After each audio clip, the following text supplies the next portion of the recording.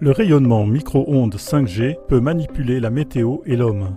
Interview téléphonique avec Barry Trower, spécialiste des micro-ondes, partie 2.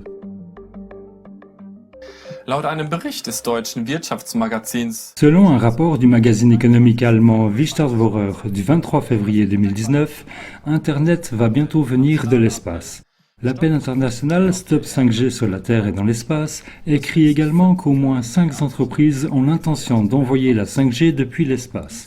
Cela se ferait à l'aide de satellites en orbite basse et moyenne de la Terre, qui couvriraient toute la Terre avec des faisceaux puissants, groupés et contrôlables. Dans la première partie de l'entretien téléphonique, le Britannique Barry Trower, ancien responsable de la Royal Navy pour les armes à micro-ondes, a parlé de la guerre aux moyens d'ondes millimétriques, lesquels sont utilisés depuis 1949.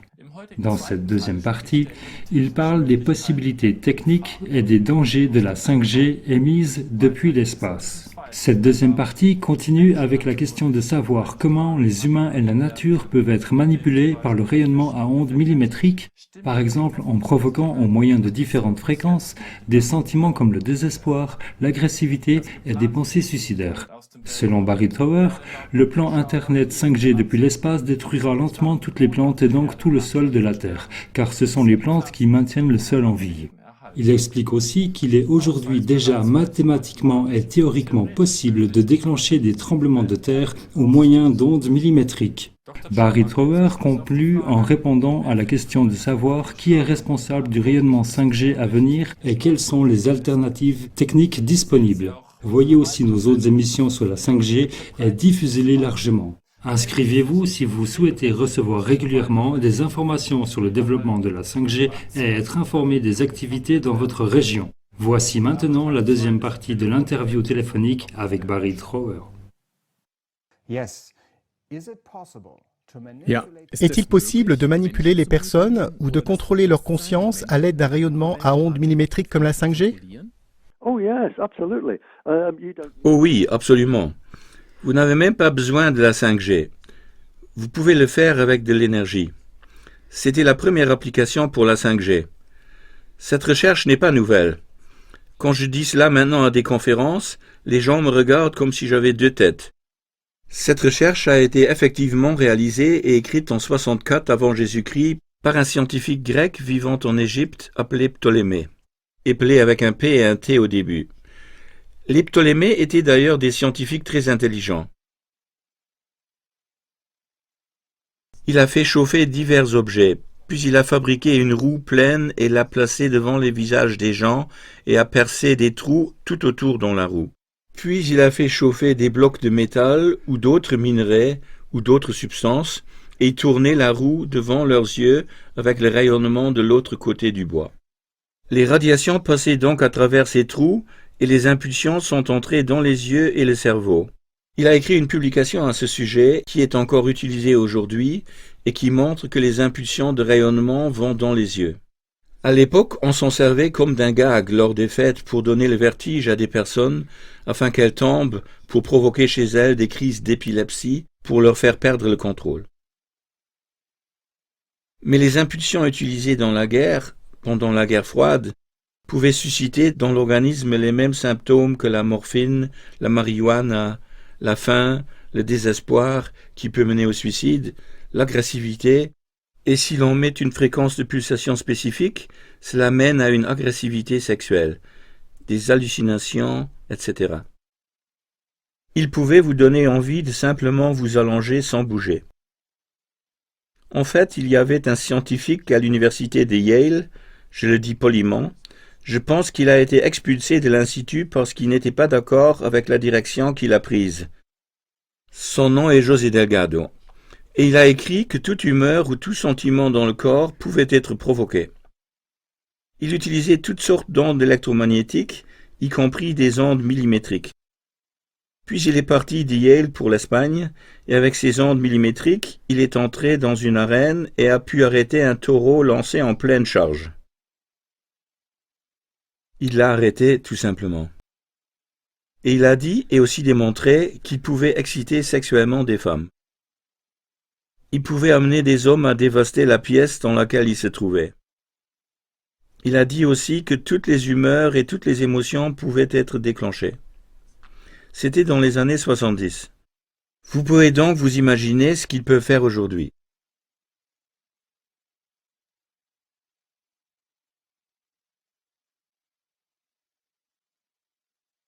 Oui, c'est évident.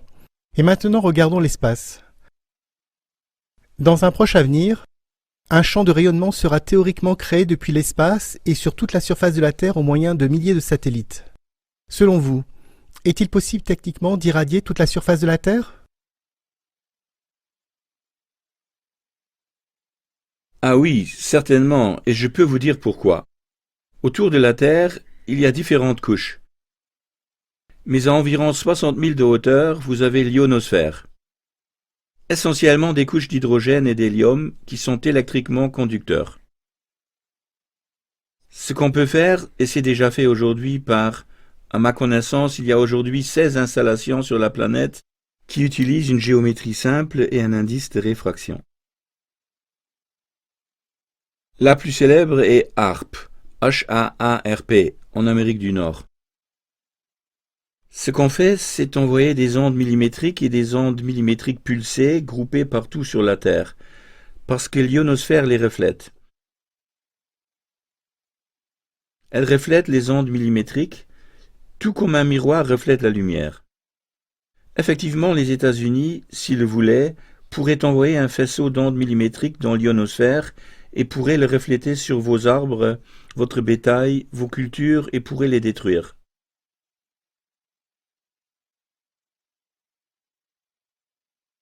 Il n'y a aucune raison pour que ça ne marche pas. Et si vous en envoyez plusieurs, en fait il parle de centaines de milliers de satellites, vous pouvez envelopper toute la planète avec des ondes millimétriques.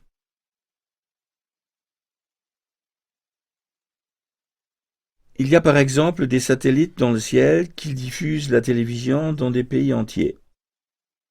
Et maintenant ils vont lancer toutes ces centaines de milliers de satellites. Mais ils négligent deux choses.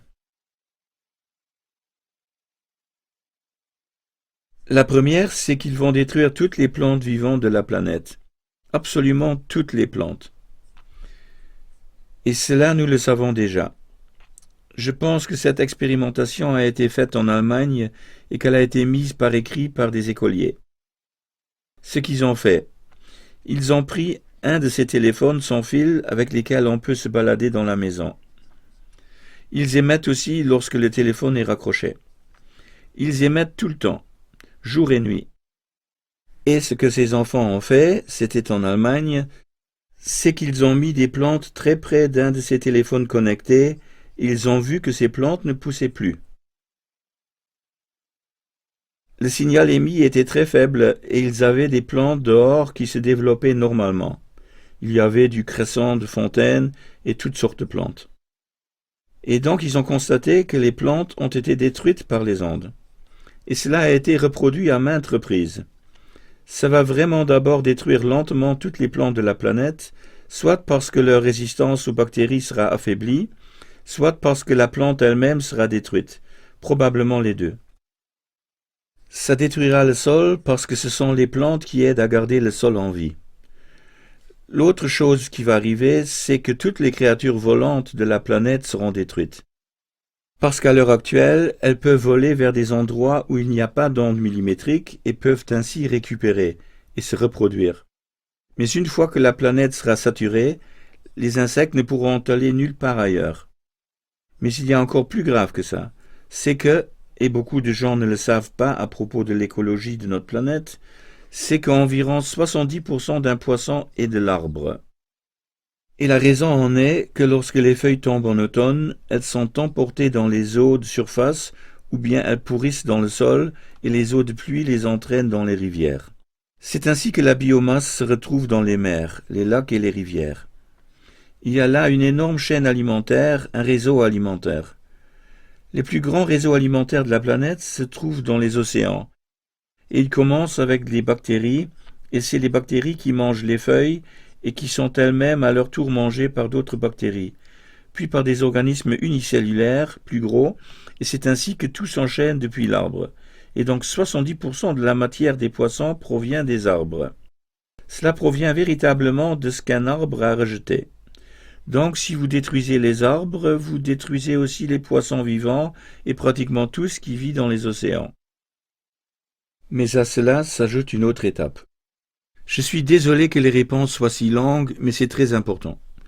Vous avez des bactéries à la surface de tous les océans et mers appelées coccolycopores, et ces coccolycopores sont essentiels pour votre survie en Allemagne, pour la raison suivante. Ils produisent un produit chimique appelé diméthylsulfide, qui est le seul produit chimique sur la planète dont on connaît la capacité à former des nuages ou qui est chimiquement impliqué dans la formation des nuages. Ils produisent du diméthylsulfide.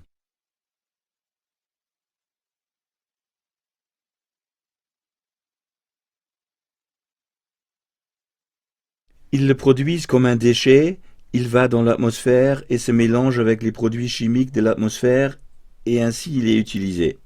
Et c'est la seule substance qui est utilisée dans la formation des nuages. Mais les coccolycopores sont très sensibles au dioxyde de carbone, qui tombe sous forme de pluie acide ou se présente sous forme d'eau acide. Lorsque vous détruisez les arbres quand ils poussent, ils prélèvent une énorme quantité de dioxyde de carbone de l'atmosphère et l'utilisent avec la photosynthèse pour faire du sucre, pour se développer, comme cela se produit dans toutes leurs cellules. Si vous détruisez les arbres, le dioxyde de carbone augmentera à la surface des océans et vous aurez aussi une planète sans nuages. Alors, si on installe ces satellites, et si les personnes qui prévoient cela avaient plus de 2 cellules cérébrales pour comprendre les liens de cause à effet, et si elles demandaient à n'importe quel scientifique ayant n'importe quelle connaissance ce qui se passera, ils pourraient le leur dire. Mais si ça continue, alors la Terre prend le chemin de la destruction. Parce que les satellites n'ont pas d'interrupteur d'arrêt. On ne peut pas dire tout à coup « Oups, il y a une petite erreur », il faut monter et éteindre 300 000 satellites. Parce que quand ils sont en fonction, ils sont en fonction. Donc la réponse à votre question est que pour toutes ces raisons, on va détruire la planète et pratiquement tout ce qui s'y trouve, sauf les bactéries.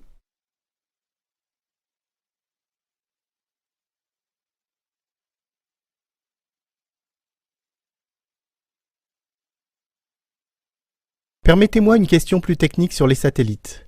Vous avez dit que d'une certaine façon, cette ionosphère, qui se trouve à environ 60 miles au-dessus de la Terre, est conductrice. Et je comprends donc que l'on peut envoyer des ondes de la Terre vers cette couche et refléter le rayonnement à la Terre. Comment peut-on pénétrer cette couche par le haut à partir d'un satellite au-dessus de cette altitude ? Eh bien, c'est possible. Si ces ondes sont émises au-dessus de l'ionosphère, il suffit de les pointer perpendiculairement afin qu'elles traversent directement. Car elles ne sont reflétées que si elles la touchent selon un autre angle, tout comme les rayons du soleil sur une vitre. Quand les rayons du soleil tombent sur la vitre perpendiculairement, ils passent juste à travers. Si les rayons du soleil brillent obliquement sur la fenêtre, une partie passe à travers, une autre est reflétée. Mais il y a un aspect encore plus dangereux. Et beaucoup de gens disent que c'est déjà en train d'être fait, que si vous envoyez des micro-ondes d'une certaine longueur d'onde directement sur la planète, vous pouvez créer des ondes stationnaires sur la planète et à l'intérieur de celle-ci, où les ondes deviennent de plus en plus grandes. Il est donc mathématiquement et théoriquement possible de provoquer des tremblements de terre. Je ne sais pas si c'est déjà arrivé. Mais mathématiquement, il est certainement possible de créer des ondes stationnaires, de provoquer un tremblement de terre, ou de changer la météo. On peut également changer la météo en réchauffant l'atmosphère et en changeant simplement un des courants jets, et ce que les gens ne réalisent pas, c'est que la Terre évolue en cycle.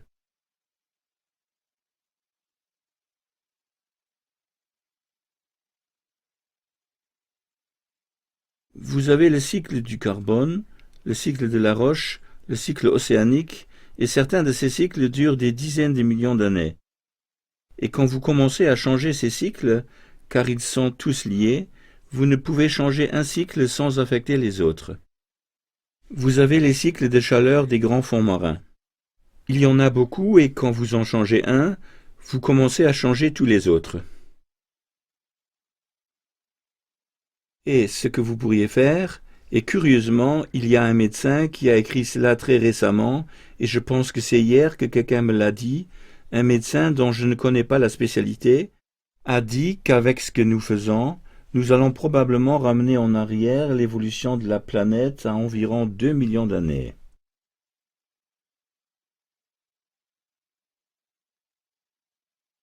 Vous pouvez couper cette partie. Enfin, c'est juste si quelqu'un veut en savoir plus sur ce sujet. Un monsieur est venu chez moi il n'y a pas si longtemps. Sir Julian Rose. Donc, Julian Rose est venu. Il a été fait chevalier par la reine dans notre pays. Il est plutôt inquiet à ce sujet. Il était chez moi toute la journée à me poser des questions précises sur l'environnement, et il l'a mis, je n'ai pas d'ordinateur, il l'a mis sur quelque chose appelé YouTube, et si vous tapez sur YouTube Sir Julian Rose et Barry Trower, c'est Barry, B-A-2-R-I-E,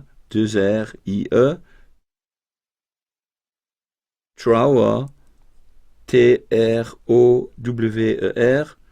Donc, si vous entrez cela, dans les commentaires en dessous, il y a ce médecin qui a dit que nous ramenons l'évolution en arrière de 2 milliards ou 2 millions d'années, et il a tout à fait raison, parce qu'en réponse à votre question sur ce que nous allons faire, nous allons ramener l'évolution d'au moins quelques millions d'années en arrière, et probablement 1 milliard. Donc, pour revenir à ce que vous avez dit au sujet de la météo avec ces micro-ondes, et de l'effet des ondes stationnaires, etc., serait-on en mesure, ou est-on déjà en mesure d'influencer le temps qu'il fait, en déclenchant des tempêtes ou d'autres effets semblables? Oh, absolument, vraiment. Le temps a déjà changé. Je sais qu'il en est ainsi. On l'utilise dans la guerre et je sais qu'on a utilisé, pas des micro-ondes, mais c'est un procédé semblable. Pendant la guerre du Vietnam, les Américains ont changé la météo au-dessus du Vietnam, de sorte que les Vietnamiens ne puissent pas acheminer leurs provisions là où ils en avaient besoin. Influencer la météo est une grande spécialité et incroyablement facile à manier. C'est encore plus facile avec des installations comme HAARP.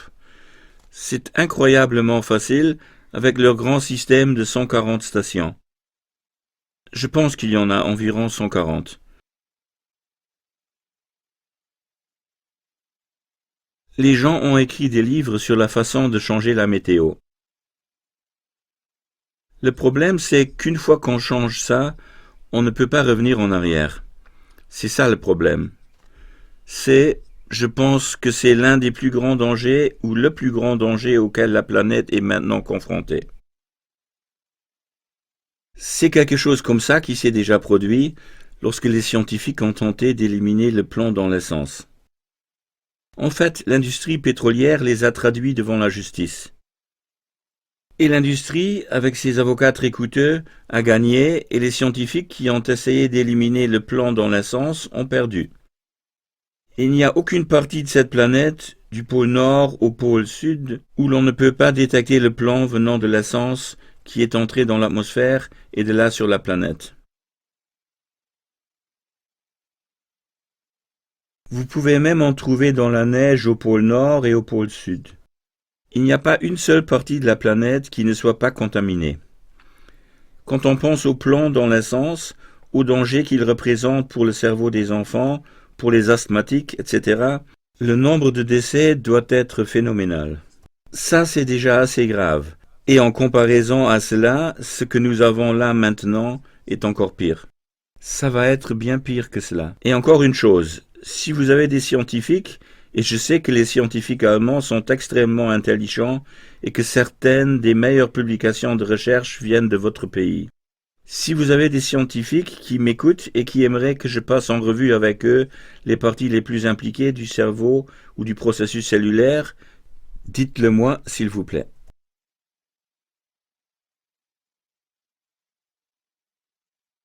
Oui, merci beaucoup pour cette référence et nous y reviendrons peut-être ultérieurement. Permettez-moi à présent d'aborder brièvement les éventuelles mesures de prévention ou de protection. Dans une conférence précédente, vous avez parlé du fait qu'il y a des pays qui veulent protéger leur population des rayonnements de micro-ondes. Quels sont ces pays Et quelles mesures de protection sont prises?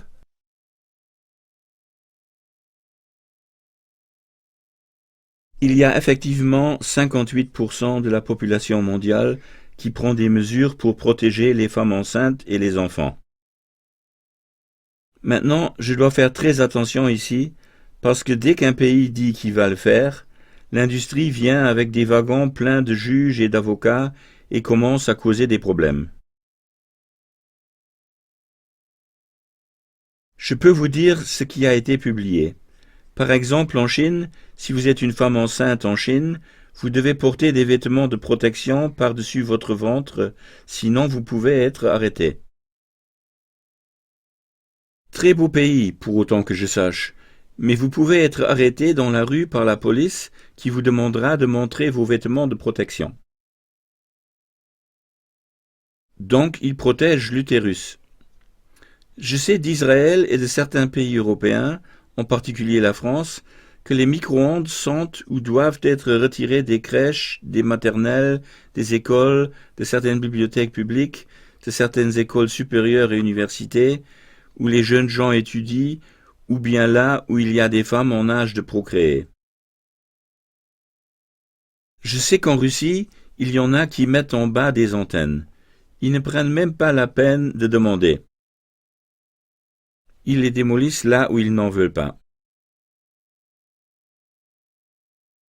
Plusieurs pays s'opposent aux compteurs intelligents avec l'argument qu'ils sont beaucoup trop dangereux et que l'industrie a induit les gens en erreur sur les dangers mortels et sur la façon dont ils fonctionnent réellement. Je réfléchis, mais je ne suis pas sûr. Je sais de quel pays il s'agit, mais je ne pense pas que je puisse en parler au téléphone. Donc vous devez me croire sur parole. Je sais qu'il y a plusieurs pays qui refusent les compteurs intelligents qui sont sans fil. On peut avoir des compteurs intelligents sans cette fonction. Une des façons de résoudre le problème est d'avoir un compteur intelligent connecté à un câble à fibre optique et alors il n'y a aucun problème. Le problème, c'est les compteurs intelligents sans fil, car ils fonctionnent avec la fréquence Wi-Fi et cette fréquence Wi-Fi est une fréquence Wi-Fi d'armes connues qui a fait ses preuves. Mais je sais que 58% de la planète prend des mesures pour protéger leur pays, et cela vous met déjà dans un dilemme dans votre pays allemand. Parce que si vous ne faites rien, alors vous avez une situation mondiale avec des pays où des enfants en bonne santé naissent et leur population augmente, ce qui signifie qu'ils vont chercher plus de terre. Et puis il y a 42% de la planète où la population sera malade et en déclin et qui sera vulnérable à l'immigration de masse. C'est ce qu'a dit le président Poutine, et j'ai le document. Lorsque quelqu'un lui a dit, et c'était en rapport avec la guerre froide, « Pourriez-vous jamais imaginer conquérir l'Amérique ?» Il a ri et il a dit, « À quoi bon ?» Il a dit, dans 3 ou 4 générations, ils n'auront plus assez de monde pour construire leurs centrales nucléaires, leurs missiles, leurs navires de guerre nucléaire. Il a dit que dans 3 ou 4 générations, tout le monde pourra entrer dans le pays, et il a tout à fait raison. Ce n'est plus une question économique, à savoir combien d'argent allons-nous en retirer, mais ça devient un sujet politique qui soulève précisément la question suivante. Voulez-vous protéger votre pays ? Quand vous commencez à chercher, ici je retourne à l'époque de la guerre froide, alors les personnes arrêtées avec qui j'avais affaire étaient communément appelés espions ou traîtres. Ceux qui avaient donné les informations aux espions étaient des traîtres, et les traîtres étaient les gens qui, pour une raison ou une autre, ont vraiment sacrifié leur pays. Si vous regardez en Allemagne, et si vous regardez vos décideurs, si vous regardez les gens qui disent « nous aurons des compteurs intelligents, nous aurons ceci, nous aurons cela », et puis si vous leur dites « d'où tenez-vous vos informations, montrant que ça ne nuira pas à ce pays ?» Et ils désigneront quelqu'un d'autre au-dessus, et vous irez le voir et vous lui poserez la même question. Vous irez de plus en plus haut. Et je suis allé dans des pays, l'un d'entre eux est Malte, je suis allé dans des pays où une seule personne prenait les décisions et signait pour l'ensemble du pays. Une seule personne. Dans certains pays, vous trouverez cela, et c'est en rapport avec 58% de la planète. Vous constaterez que la personne qui a pris la décision pour votre pays n'a même pas votre nationalité. Ils sont d'une nationalité complètement différente et conseillent les personnes de votre pays sur ce qui est bon pour elles. Mais vous en êtes là maintenant. Et si vous continuez à suivre ce sujet, et si vous lancez un bon journaliste d'investigation sur ce terrain-là, je parie qu'il n'y a pas plus de 3 personnes dans toute l'Allemagne qui prennent les principales décisions. Pas plus de 3 personnes. Et ce sont celles qui, pour une raison ou une autre, vont vendre votre pays, parce qu'ils savent ce qu'ils font. C'est un point auquel ma question suivante fait référence. Il s'agit de savoir qui est responsable en arrière-plan ou au sommet, qui, d'une façon ou d'une autre, approuve ou fait ces choses. Je peux vous dire qui c'est pour l'Europe. Il y a 3 ou 4 organismes différents, la Commission internationale de protection contre les rayonnements non ionisants et 2 autres, mais ce sont essentiellement les mêmes personnes qui se confient mutuellement les tâches d'une organisation à une autre. Il y a beaucoup d'organisations, et je pense qu'il y a environ 24 personnes qui contrôlent 42% de la planète. Aucune d'entre elles n'est élue, pas une seule. Elles sont toutes autoproclamées. Aucune d'entre elles n'est élue. J'essaye de penser aux 2 autres aussi, mais je ne vois pas. Il n'y en a que 3 principales. La plus importante est la Commission internationale de protection contre les rayonnements non ionisants, et ce sont des personnes autoproclamées. Ça a commencé avec « Je connais le responsable d'un de ces organismes ». Le responsable de l'un de ces organismes était le directeur de l'Organisation mondiale de la santé. Il était en même temps conseiller auprès de l'Organisation mondiale de la santé. Michael Repacoli, et je pense qu'il est maintenant à l'Université de Rome. Il a été président de l'un de ces comités, mais aussi consultant rémunéré de l'industrie. On a donc des gens qui sont des experts autoproclamés dans le domaine des ondes millimétriques et qui établissent une directive. Ce n'est pas une loi, c'est une directive que, pour une raison quelconque, d'autres pays choisissent de suivre. C'est 42%, essentiellement l'Amérique du Nord et du Sud, le Canada, l'Europe, l'Australie et la Nouvelle-Zélande. Ils sont sous la souveraineté de ces 3 organisations. Mais vous constaterez qu'ils sont autoproclamés. Et ils nomment leurs propres ambassadeurs dans les pays. Et à cause des revenus qui sont phénoménaux, les gouvernements ne sont que trop impatients de les croire. L'autre problème, c'est que les grands barons des médias qui possèdent les satellites, les chaînes de télévision et les journaux sont aussi membres de ces groupes, ou financent ces groupes, ou travaillent avec eux. Il y a très peu de sociétés de médias indépendantes, voire aucune. Autrefois, il y en avait des centaines qui savaient dire la vérité.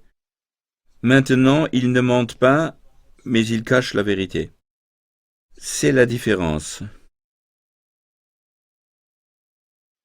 Une dernière question.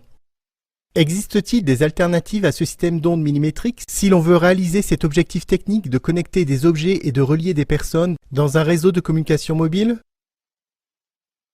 Oh, absolument, absolument. C'est une question brillante, monsieur. Absolument. Il n'est pas nécessaire d'avoir des ondes millimétriques dans l'atmosphère. On pourrait toutes les éliminer. En fait, le système fonctionnerait mieux. Et c'est ça ce qui est stupide. On pourrait avoir un meilleur système sans en craindre les dangers, et c'est très simple. Tout ce que vous avez à faire est de faire passer un câble à fibre optique de votre ordinateur à l'émetteur. C'est tout, c'est tout. Vous éliminez alors les ondes millimétriques. Si l'on avait des micro-ondes dans l'air seulement pour l'armée et la police, ce serait insignifiant. La puissance, bien que dangereuse, serait minime. Cela vaudrait la peine de prendre le risque. Mais même dans ce cas, on n'en a pas besoin parce qu'on pourrait utiliser les ondes radio. Vous pourriez sortir et utiliser des longueurs d'onde différentes. Pas besoin de micro-ondes. Vous pourriez l'utiliser dans la maison et vous pourriez utiliser ce qu'on appelle le Li-Fi ou la lumière. Cela fonctionnerait.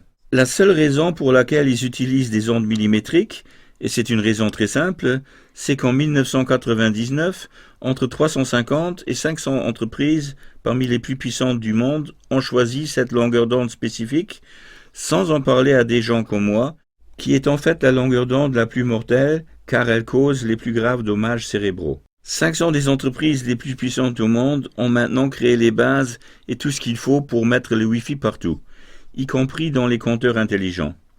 Et ce qu'ils ne peuvent pas faire maintenant, parce que le génie est sorti de la bouteille, c'est de dire « Oups, désolé, nous allons causer plus de souffrance et de morts dans le monde que la peste de 1664 et de 1340. » Ou « Nous allons causer plus de souffrance et de morts que tous les fléaux du monde entier. » Et ce qu'ils ont fait, c'est qu'ils ont introduit des clauses d'exclusion. Vous verrez que les gens qui signent pour avoir ces choses chez eux, dans leurs écoles, dans leurs collèges, dans leurs bâtiments administratifs, que ces personnes qui signent pour avoir les antennes sur leur terre en assument l'entière responsabilité légale. Les compagnies d'assurance se sont retirées. Elles l'ont fait il y a des années. Et vous constaterez que les entreprises, les 500 plus grandes sociétés Wi-Fi, les industries les plus puissantes du monde sont maintenant légalement libres parce que la responsabilité est répartie sur toute la population. Alors maintenant ils disent « Quoi ? Vous n'êtes pas obligé de l'avoir. Vous l'avez choisi, à part les compteurs intelligents. » Il s'agit d'un domaine délicat dans lequel les avocats aimeraient s'impliquer. Parce qu'avec les compteurs intelligents, ils disent « Nous le mettons de force dans votre maison. Nous le mettons de force devant votre maison. » Et même si de l'autre côté du mur, il y a un lit d'enfant. Ils disent « Nous les mettons partout. Vous serez plongé dans ce filet qui est beaucoup plus dangereux qu'ils vous le disent et par la force. » C'est donc une toute autre paire de manches. Parce que je pense qu'ils peuvent être traduits en justice et ils peuvent être jugés. Je ne sais pas exactement où en est la loi sur ce point, mais la seule raison pour laquelle vous avez ces choses, c'est ce conglomérat qui fait, je pense qu'aujourd'hui, c'est 17 billions d'euros. Tout pourrait être plus sûr, mais c'est moins rentable. Ils perdraient des bénéfices s'ils mettaient en place l'infrastructure pour l'équipement global en fibre optique. Ils perdraient leurs bénéfices s'ils développaient le Li-Fi. Ils perdraient leurs bénéfices s'ils passaient à une autre longueur d'onde, parce que tous les opérateurs devraient procéder à de légers ajustements. C'est donc le plus rentable et le plus légal, sans conséquence, à part les compteurs intelligents, et je soupçonne que les gens qui ont des compteurs intelligents en portent la responsabilité quand ils l'ont sur leur terrain. Voilà donc la réponse. Les 500 entreprises les plus puissantes disent que si vous n'aimez pas ça, c'est votre faute. C'est aussi simple que ça. Oui, merci beaucoup. Nous vous sommes